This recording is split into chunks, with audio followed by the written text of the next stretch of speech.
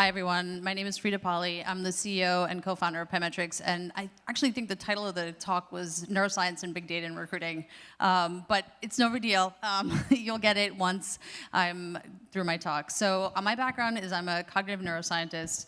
My co-founder and I both spent a decade at Harvard and MIT, and essentially what I'm going to talk to you about today is really the use of technology in moving the needle in diversifying the technology pipeline and hiring space. And the reason I wanted to focus on this is A, that's what Pymetrics does, but also because we are a technology that is unbiased and helps to unbias the workforce. However, I think that a lot of times when you start speaking about big data and algorithms and things like that, there tends to be a very negative perception in the diversity and inclusion space about those types of technologies. And I fully understand why there is, but I'm here to tell you that in 2016, there are lots of really, really great technology platforms that can actually help with diversifying the pipeline rather than what they've done historically, potentially, which is limit the diversity. So why is the current hiring process biased?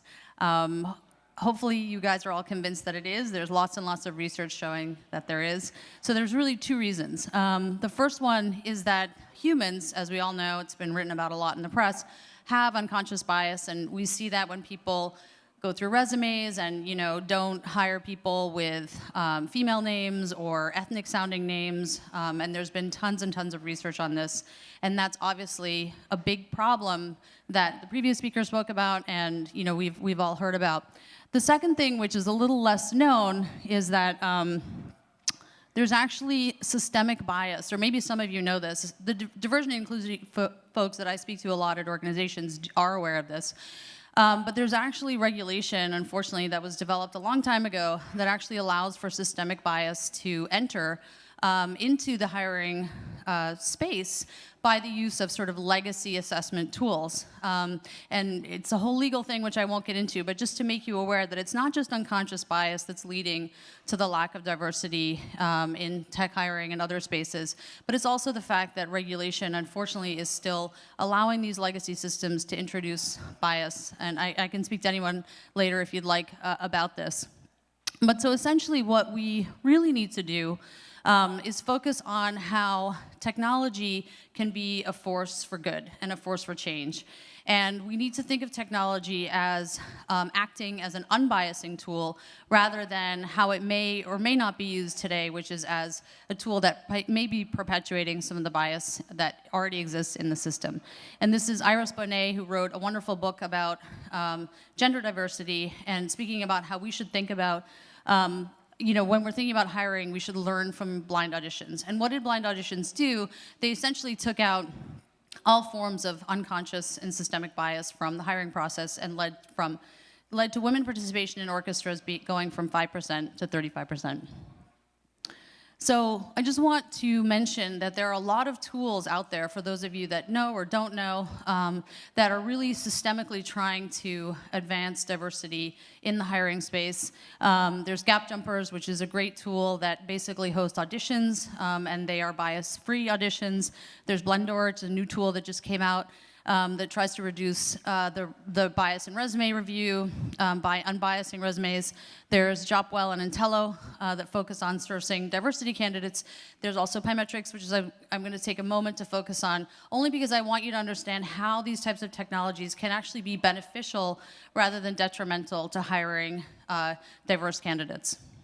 Not because Pymetrics is not the only one, but it's just an example of how technology can actually be used in a really good way. So essentially what we do, and this is where the neuroscience and big data piece comes in, but again, a lot of these other technology platforms use similar machine learning algorithms and other things, so please investigate those as well. I just don't know their technology as well. We do two things that are slightly different than some of the other things that are out there not looking at diversity. One is we focus on collecting objective data, so data that doesn't differentiate between men and women or people of different ethnic backgrounds. And the second thing is that we test all our algorithms to ensure that they're bias-free. Now you might think that why doesn't everybody do that? I'm not really sure, but I think that that's really key to helping with this problem. And so again, I'll skip over this very quickly. We do it using scientific games that collect objective data about you that is known to be normally distributed in the population and therefore doesn't introduce bias. Blendor and other tools use different types of data, but again, they're very careful to unbias the data that they're putting into their algorithms, and I think that's the key piece.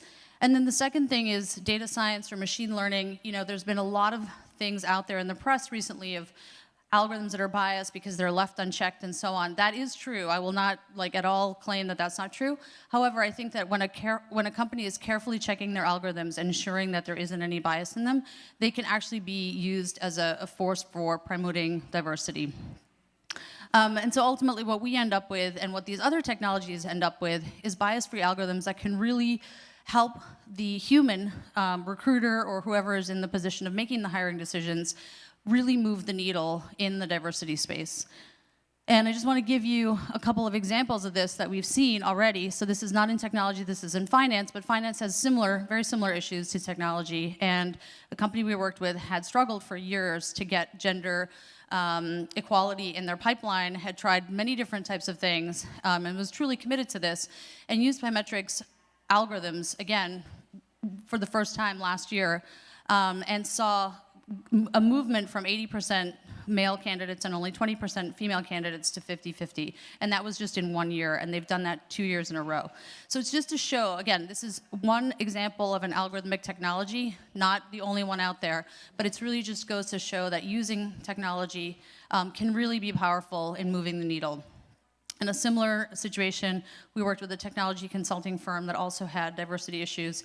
And again, using an algorithmic approach to sourcing candidates like Entello and Jobwell do, as well as Pymetrics, and also looking at candidates that are already in their flow can really improve the moving through the pipeline of diverse candidates.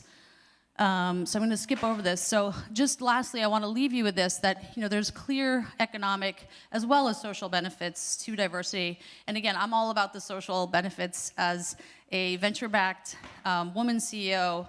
2.7% of women, 2.7% of CEOs in venture-backed companies are women. So I went from being a scientist where I really wasn't in much of a minority to being in a huge minority, and I definitely feel that pain every day. And so it's not just, obviously from a social perspective, I'd like to change that. But if people aren't receptive to that argument, then you really need to make the argument that it's not just about social change, it's about economic change as well, and that it really benefits both the participants who are trying to get into the economy that they're being left out of, as well as people that are sort of leading the economy. And I think that if there were more diversity, and again, gender diversity, ethnic diversity, socioeconomic diversity in the hiring world today, we would have less people being left out of the economy and less companies complaining, I think, in a misguided way about the talent shortage. It's not that there's a talent shortage out there, it's just they're not looking in the right places.